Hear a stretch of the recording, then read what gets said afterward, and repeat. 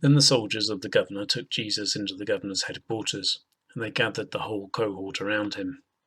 They stripped him and put a scarlet robe on him, and after twisting some thorns into a crown, they put it on his head. They put a reed in his right hand and knelt before him and mocked him, saying, "Hail, King of the Jews!" They spat on him and took the reed and struck him on the head. After mocking him, they stripped him of the robe and put his own clothes on him. Then they led him away to crucify him.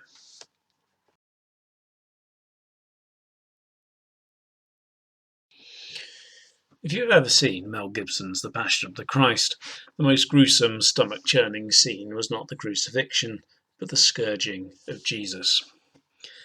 For many viewers, the scene seemed to relish, almost unhealthily, in all the violence. The scene feels like it goes on forever. It's really hard to watch. I guess that was the point. But in the film, Jesus was tortured to such an extent, and for so long, that it seems unlikely that anyone would have been able to survive, let alone then walk carrying a cross through the streets of Jerusalem to Golgotha. But that is not to say that the scourging of Jesus by the Roman guards was not horrific. It would have been more than any of us could bear to watch. To have to endure it is unimaginable. Not all the Gospel accounts, though, mention the scourging of Jesus. Whilst Mark, Luke and John mention Jesus being flogged by Pilate's guards, in Matthew's Gospel the emphasis is on the complete and utter humiliation of Jesus by Pilate's soldiers. The guards dress Jesus up. They make a mock crown out of thorns, give him a reed for a sceptre, spat on him, and beat him. Pilate did not understand the significance or nature of Jesus' kingship, and the guards certainly did not either. The mocking of Jesus is all about power. The guards find themselves in a position where they can exert their own power over Jesus, and they do so cruelly.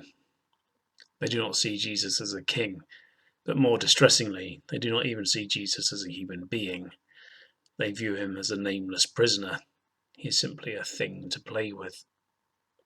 The soldiers revel in Jesus' perceived fall, and they use that perceived fall from king to prisoner to mock and humiliate him. The way that we dress is one of the great liberties that we often forget is a liberty.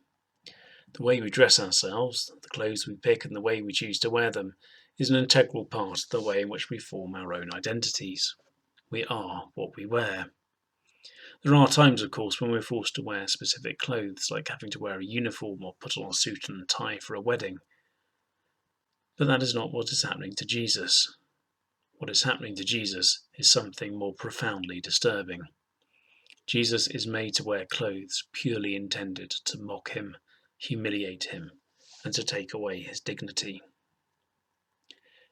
But in mocking Jesus, in attempting to humiliate him, the guards accidentally reveal Jesus' true kingship. They just cannot see it. For them, they mock a pathetic tragedy of a man who is powerless to act and powerless to speak. It is they who are the ones who have the power, and they who are the ones who are mighty. They obviously had not heard what Jesus had to say. Throughout his ministry, Jesus preached the fall of the mighty and the raising of the lowly. And this lowly, beaten person will be raised, and his kingdom will last forever. As Mary says of God in the Magnificat, he has shown strength with his arm, and has scattered the proud in their conceit, casting down the mighty from their thrones, and lifting up the lowly. Our King is the King crowned in thorns, a King who understands our suffering and our pain, who understands sinfulness, and understands the weakness and cruelty of humanity. As King, Christ does not wield temporal and political power, but he is the King who rules our spiritual hearts. He rules our hearts as King, not because he wields great power, but because he shared in our earthly life, because he understands us, and because he has compassion for us. To paraphrase St. Paul, it is through Christ's suffering, through Christ's humbling himself to share in our humanity, that we can share in his divinity. Such a king can only be crowned in thorns.